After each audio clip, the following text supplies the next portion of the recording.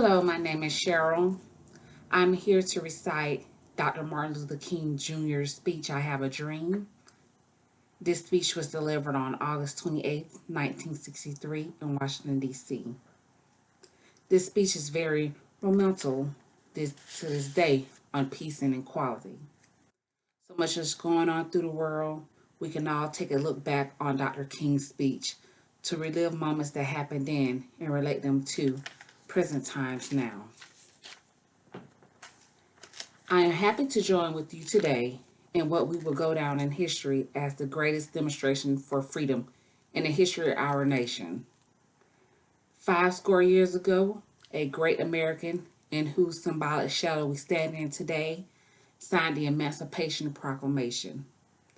This momentous decree came as a great beacon light of hope to millions of Negro slaves who had been seared in the flames of withering injustice. It came as a joyous daybreak to the end, the long night of captivity. But 100 years later, the Negro still is not free. 100 years later, the life of Negro is still sadly crippled by the emancipation of segregation and the change of demonstration. 100 years later, the Negro lives on a lonely island of poverty in the midst of a vast ocean of material prosperity. 100 years later, the Negro is still languished in the corners of American society and finds himself in exile in his own land. And so we come here today to dramatize a shameful condition. In a sense, we came to our nation's capital to cash a check. When the architects of our republic wrote the magnificent words of the Constitution and the Declaration of Independence, they were signing a promissory note to which every American was to fall here. This note was a promise that all men, yes, black men as well as white men, would be guaranteed the unalienable rights of life, liberty, and the pursuit of happiness. It is obvious today that America has defaulted on its promissory note. Insofar as her citizens of color are concerned, instead of honoring this sacred obligation, America has given the Negro people a bad check, a check which has came back marked insufficient funds. But we refuse to believe that the Bank of Justice is bankrupt. No, we refuse to believe that there are insufficient funds in the great vaults of opportunity in this nation. And so we've come to cash this check, a check that will give us, upon demand, the riches of freedom and the security of justice. We have also come to this hallowed spot to remind America of the fierce urgency of now. This is no time to engage in the luxury of cooling off and taking the tranquility drug of gradualism. Now is the time to make real the promises of democracy. Now is the time to rise from the darkness and desolate a valley of segregation to the sunlight path of racial justice. Now is the time to lift our nation from the quicksands of racial injustice to the solid rock of brotherhood. Now is the time to make justice a reality for all our God's children. It will be fatal for the nation to overlook the urgency of the moment. This withering summer of the Negro's legitimate discomfort will not pass until there is an invigorating autumn of freedom and equality. 1963 is not an end, but a beginning. And those who hope that the Negro needed to blow off steam and will now be content will have a rude awakening if the nation returns to business as usual. And there will be neither rest nor tranquility in America until the Negro is granted his citizenship rights. The whirlwinds of revolt will continue to shake the foundations of our nation until the bright day of justice emerges. But there is something that I must say to my people who stand on the warm threshold which leads to the palace of justice. In the process of gaining our rightful place, we must be guilty of wrongful doing. We must not be guilty of wrongful doings.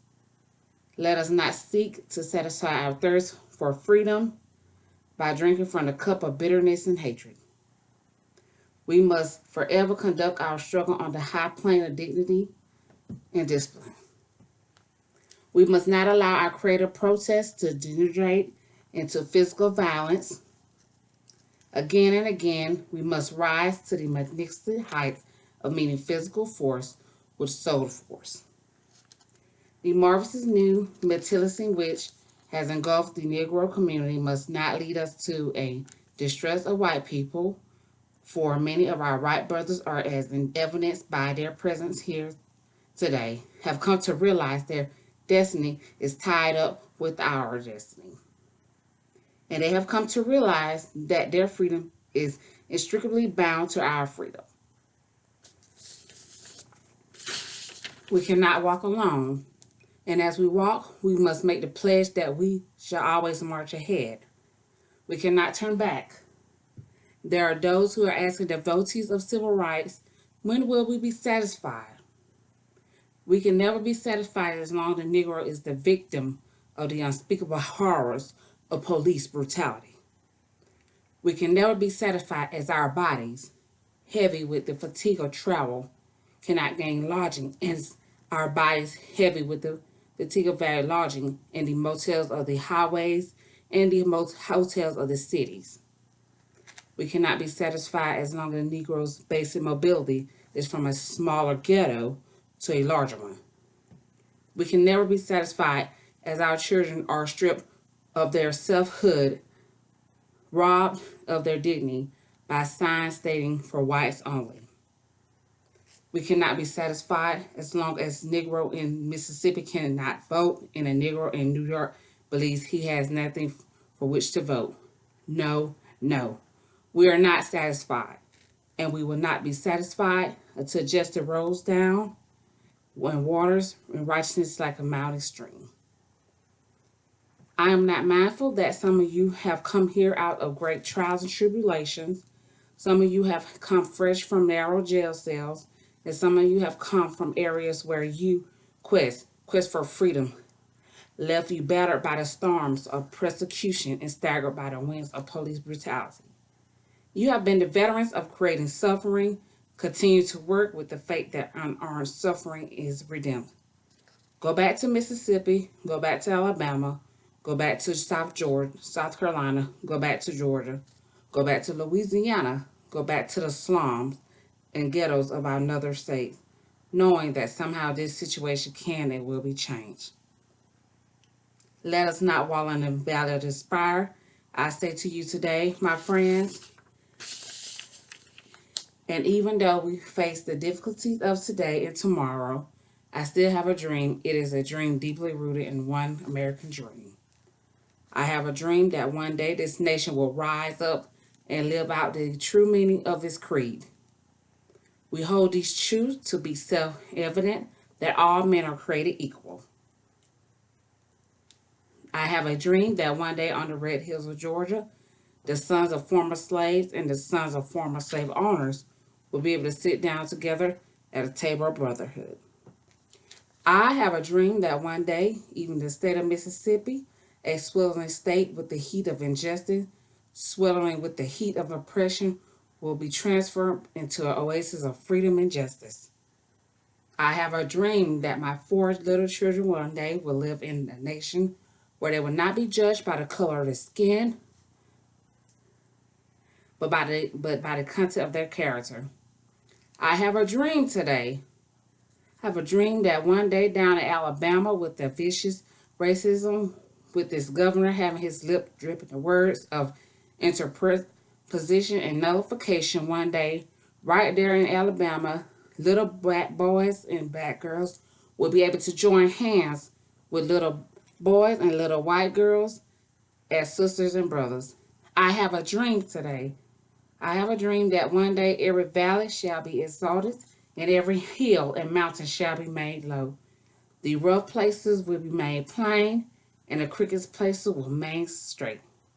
And the glory of the Lord shall be revealed, and all flesh shall see it together. This is our hope and this is our faith that I go back to South with. With this faith, we will be able to hew out the mountain of despair, a stone of hope. With this faith, we will be able to transfer the jangling discord of our nation into a beautiful symphony of brotherhood. With this faith, we'll be able to work together, to pray together, to struggle together, to go to jail together, to stand up for freedom together, knowing that when we one day be free, we'll be free one day.